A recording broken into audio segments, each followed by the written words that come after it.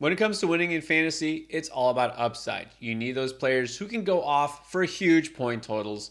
Well, we call them booms, and we're about to tell you who we think they are in week 3. All right, let's get into it, Chris. Who's the first boom you have on store? Travis Etienne seems like a no-brainer boom to me this week, going up against this Houston Texans defense. We know the rule in fantasy: play your running backs against the Houston Texans.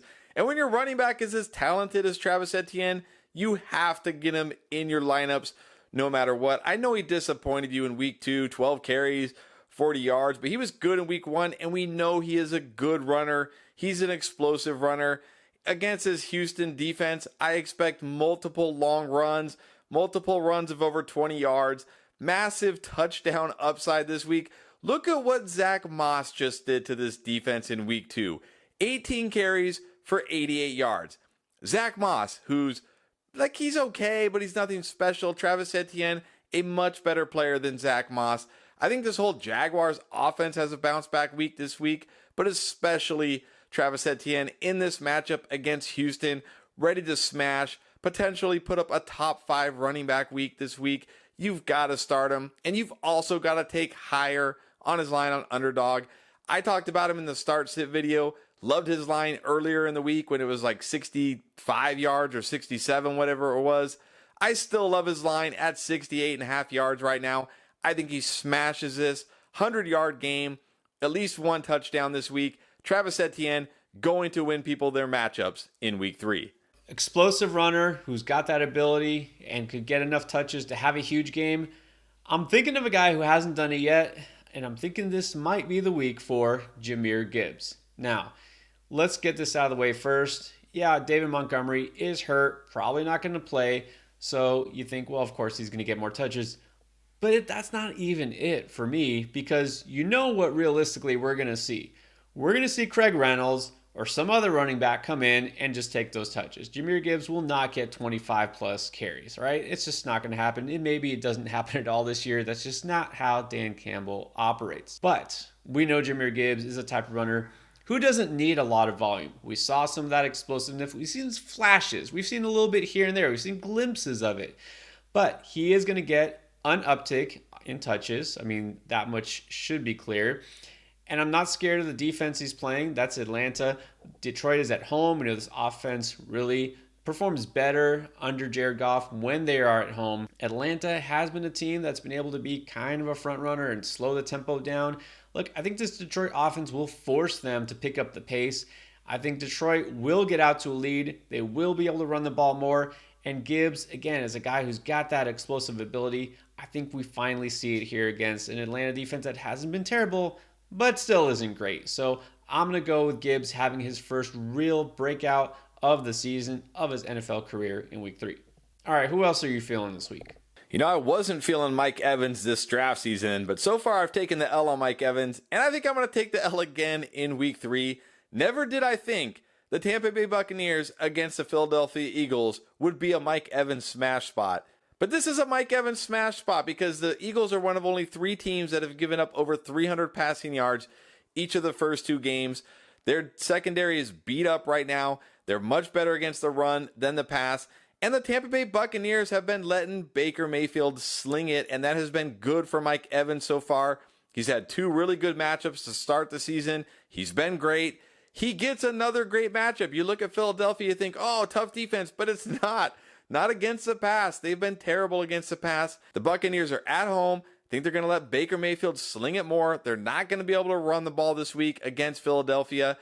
It's going to be a pass-heavy offense, and it looks like Baker Mayfield's preferred target is Mike Evans, not Chris Godwin. So Mike Evans has had 2 nice games to start the season. I think he has a 3rd one this week against the Eagles. Mike Evans, primed to boom again in week 3. Now I'm going to go to a receiver who I also think could have a big game. And even though the fact he did nothing in week 2, because he didn't play in week 2, Jacoby Myers back in week 1, before he got that concussion, was having a huge game. And you know what's most notable? More targets, more receptions, and more touchdowns than Devontae Adams.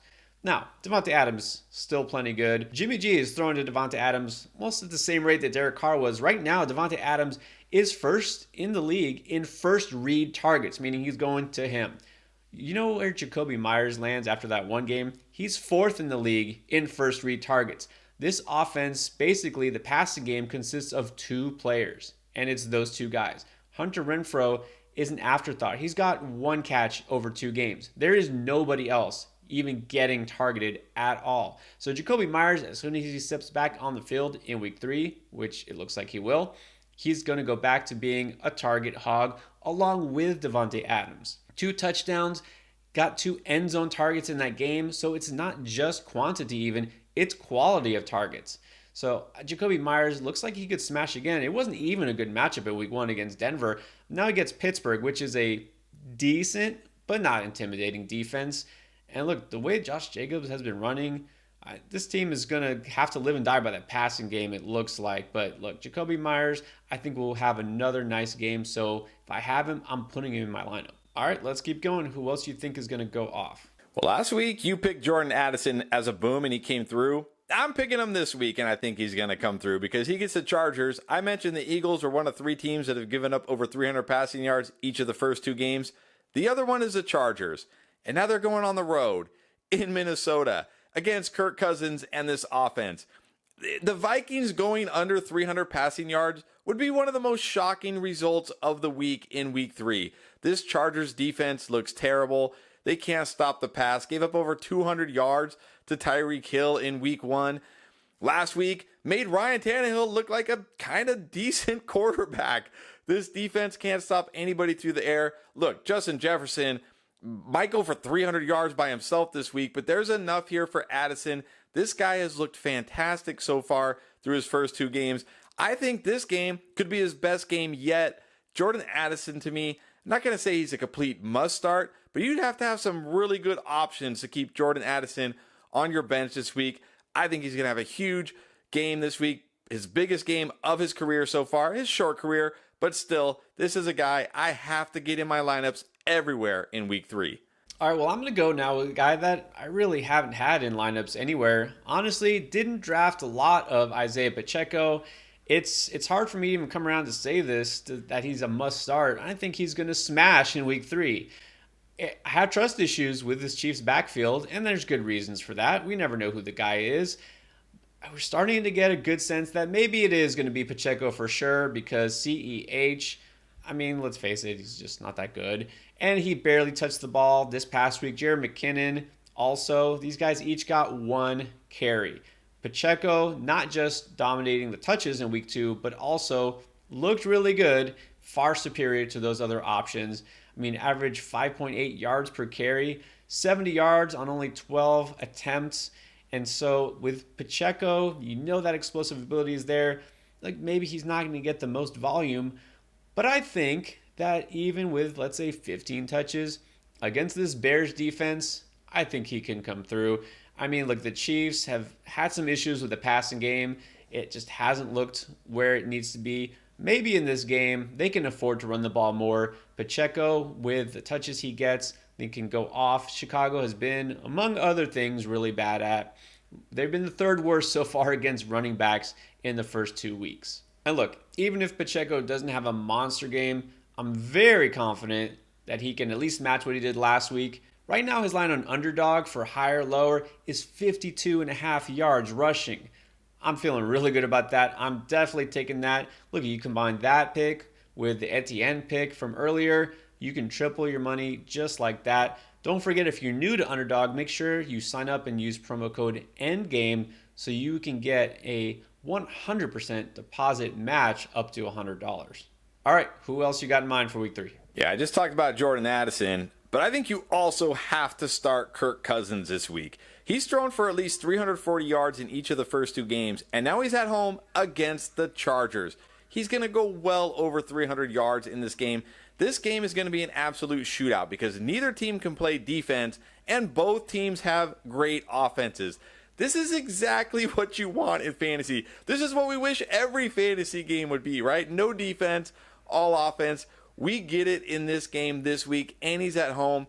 I'm trying to think of the quarterbacks that I would start over Kirk Cousins this week. I mean, Jalen Hurts, Patrick Mahomes, Josh Allen, Lamar Jackson, maybe Justin Herbert. And I think that's the whole list. I really think that's the whole list. I would start Kirk Cousins over every other quarterback this week. He has the potential to have an absolutely massive game this week. If he is somehow still on your waiver wire, or if you picked him up, just roll with him this week. He is going to smash. Huge game incoming in what should be a fantasy feast that we should all sit back and enjoy this week. All right, now I'll finish with a guy that I have been talking about all offseason. Been huge on Zay Flowers, and so far he's not let me down.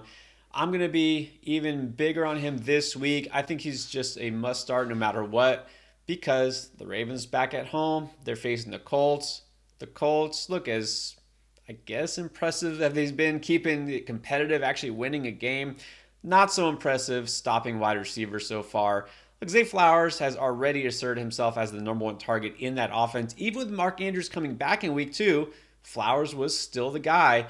And I think it's really interesting here because, if we were at all for any reason concerned about like Odell Beckham or Rashad Bateman, interestingly enough, has fallen down below Nelson Aguilar apparently in terms of targets. Odell Beckham banged up. He had an ankle issue. Not sure his status. Not sure that I care. For week 3, Beckham is not going to be a threat in any way to his target share.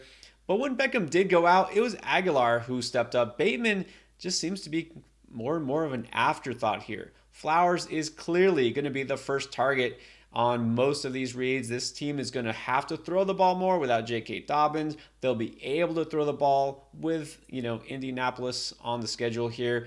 I think this could be a week where maybe Flowers gets in the end zone. He's being used in so many ways. I've got to get Flowers in my lineup, especially this week. Those are some of our favorite smash picks for this week. You want to know who should be starting and sitting for every position and everything else we have to offer? Well, check out our playlist for week 3.